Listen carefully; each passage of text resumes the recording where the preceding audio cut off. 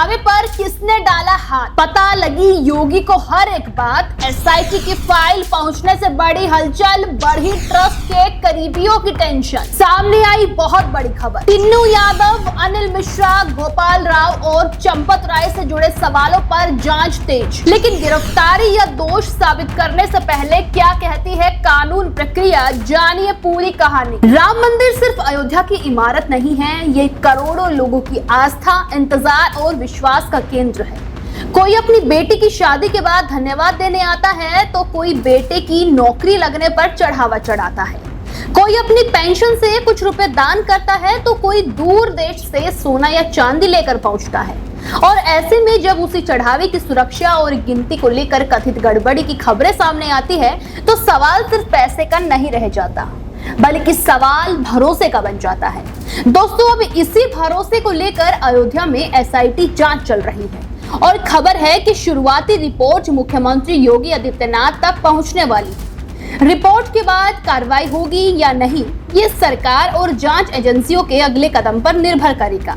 लेकिन इतना तय है कि मामला अब सिर्फ आरोपों तक सीमित नहीं रहा। एसआईटी ने करीब 150 लोगों से ज्यादा पूछताछ की है और लगभग 25 लोगों के खिलाफ कार्रवाई की संभावना की बात रिपोर्ट में सामने आई है। लेकिन यहाँ एक बात साफ समझनी जरूरी है। देखिए, किसी भी व्यक्ति का नाम जांच में आने, पूछताछ होने या भूमिका की जांच होने का मतलब ये नहीं होता कि वो कानूनी रूप से दोषित साबित हो गया है। दोष तय करने का अधिकार अदालत और कानून के पास होता है। इसीलिए इस पूरे मामले में भावनाओं से ज्यादा जरूरी है तथ्य, सबूत और निष्पक्ष कार्रवाई। यही वजह है कि राम भक्तों की मांग भी सिर्फ गिरफ्तारी की नहीं, बल्कि ऐसी जांच की है जिसमें कोई दबाव ना हो, कोई बड़ा नाम बच ना जाए और कोई बेगुनाह फंस ना जाए। दोस्तों, अगर किसी ने चढ़ावे की रकम या कीमती वस्तुओं के साथ गलत किया है तो उसके खिलाफ सख्त कानूनी कदम होना चाहिए। लेकिन अगर किसी पर सिर्फ शक है तो उसे भी जांच पूरे होने तक दोषी कहना गलत होगा। यही फर्क न्याय और शोर में होता है। मामले की शुरुआत कथित तौर पर चढ़ावे की गिनती और उसे सुरक्षित रखने की व्यवस्था से जुड़े सवालों से हुई। देखिए, एसआईटी ने मंदिर परिसर में कैश गिनने की प्रक्रिया, नोटों के बंडल बनने, रिकॉर्ड तैयार होने, रकम बैंक तक पहुंचने और कीमती सामान की निगरानी की जानकारी जुटाई है। जांच टीम ने यह भी देखा है कि कैश गिनने वाले कर्मचारियों की नियुक्ति कैसे हुई, उन्हें किसकी निगरानी में काम करना था और ड्यूटी खत्म होने के बाद उनकी जांच का सिस्टम कितना मजबूत था।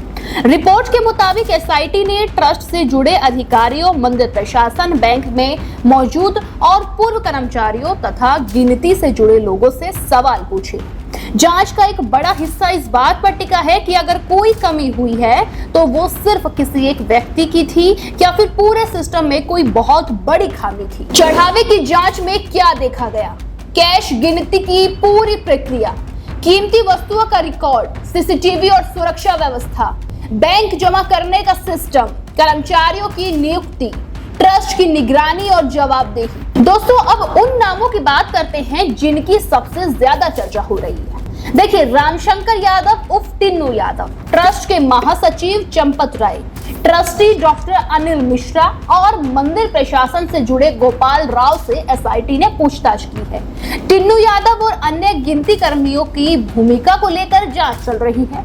रिपोर्टों में 5 लोगों से जुड़ी जानकारी के आधार पर करीब 2 करोड़ रुपए की बरामदी का दावा भी सामने आया है, जबकि टिन्नू यादव के घर से सोना मिलने की बात भी कही गई है। हालांकि सोने की मात्रा और पूरे मामले की अंतिम कानूनी स्थिति पर आधिकारिक निष्कर्ष अभी बाकी है। तो दूसरी तरफ चंपत राय, अनिल मिश्रा और गोपाल राव की भूमिका पर भी सवाल उठाए हैं। इसका मतलब सिर्फ इतना है कि एसआईटी जांच के दायरे में हर उस व्यक्ति तक पहुंच रही है जो चढ़ावे की गिनती, रिकॉर्ड, सुरक्षा या प्रशासन से जुड़ा रहा। यहाँ सबसे बड़ा सवाल योगी सरकार के सामने भी है कि क्या कार्रवाई सिर्फ नीचे काम करने वाले कर्मचारियों तक सीमित रहेगी या फिर जिम्मेदारी ऊपर तक तय होगी। अगर गिनती करने वाला कर्मचारी गलत करता है तो उसके ऊपर निगरानी रखने वाला कौन था? अगर रिकॉर्ड में कमी है तो रिकॉर्ड बनाने और जांच की जिम्मेदारी किसकी थी?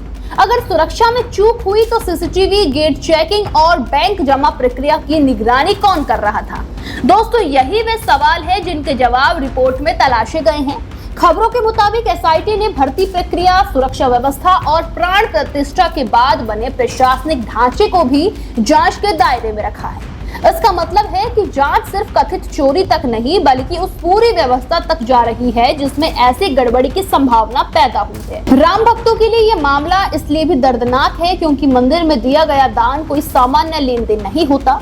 एक माँ अपनी मन्नत पूरी होने पर चांदी की पायल चढ़ाती है, एक किसान अपनी फसल बिकने पर कुछ रुपए दान पेटी में डालता है, कोई बच्चा अपनी गुल्लक लेकर आता है और भगवान के नाम पर अपनी बचत दे देता है। उस चढ़ावे का हर रुपया, हर वस्तु श्रद्धा की निशानी होती है। इसीलिए लोगों की मांग है कि आगे से हर चढ़ावे का डिजिटल रिकॉर्ड बने, कीमती वस्तुओं की अलग सूची हो, गिनती के समय कई लेवल की निगरानी हो, सीसीटीवी फुटेज सुरक्षित रखी जाए और बैंक में जमा होने तक हर चरण का हिसाब साफ रहे।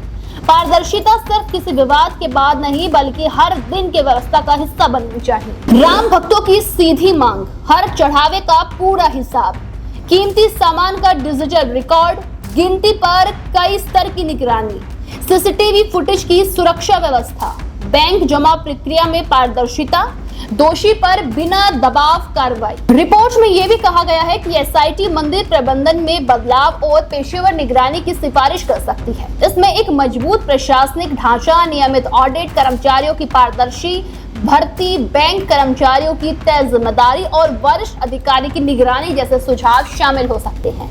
अगर ऐसा होता है तो ये सिर्फ एक जांच का नतीजा नहीं होगा बल्कि राम मंदिर की व्यवस्था को भविष्य के लिए और मजबूत बनाने का मौका होगा। सवाल ये नहीं कि किसका नाम बड़ा है और किसका छोटा, बल्कि सवाल ये है कि जिस जिम्मेदारी को करोड़ों लोगों की आस्था से जोड़ा गया उसमें कहीं कोई कमी तो नहीं हुई। अगर कमी हुई है तो उसे सुधारना ही सबसे बड़ी सेवा है। दोस्तों, अब सबकी नजर मुख्यमंत्री योगी आदित्यनाथ के फैसले पर है। शुरुआती रिपोर्ट मिलने के बाद सरकार के पास कई रास्ते होंगे। एफआईआर, विभागीय जांच, ट्रस्ट व्यवस्था में बदलाव, जिम्मेदार लोगों को हटाना, नए नियम बनाना या फिर आगे की व्यवस्था जांच। लेकिन किसी भी फैसले की विश्वसनीयता तभी बनेगी जब कार्रवाई सबूतों के आधार पर हो, न किसी को राजनीतिक दबाव में बचाया जाए, न किसी को बिना प्रमाण के निशाना बनाया जाए। योगी सरकार के लिए यह सिर्फ कानून व्यवस्था का मामला नहीं है बल्कि आस्था की सुरक्षा का सवाल है। राम भक्त यही देखना चाहते हैं कि जांच पूरी हो, सच सामने आए, दोषी पर कानून चले और भविष्य में किसी भी भक्त को ये डर ना रहे कि उसके प्रभु के चरणों में चढ़ाया गया दान कहीं गलत हाथों तक पहुंच ना सके। देश दुनिया की हर बड़ी, सटीक और भरोसेमंद खबर देखने के लिए अभी विजिट करें हमारे वेबसाइट nowuttarpradesh.com और nownoida.com पर, क्योंकि यहाँ आपको सिर्फ सुर्खियां नहीं बल्कि पूरी जानकारी मिलेगी।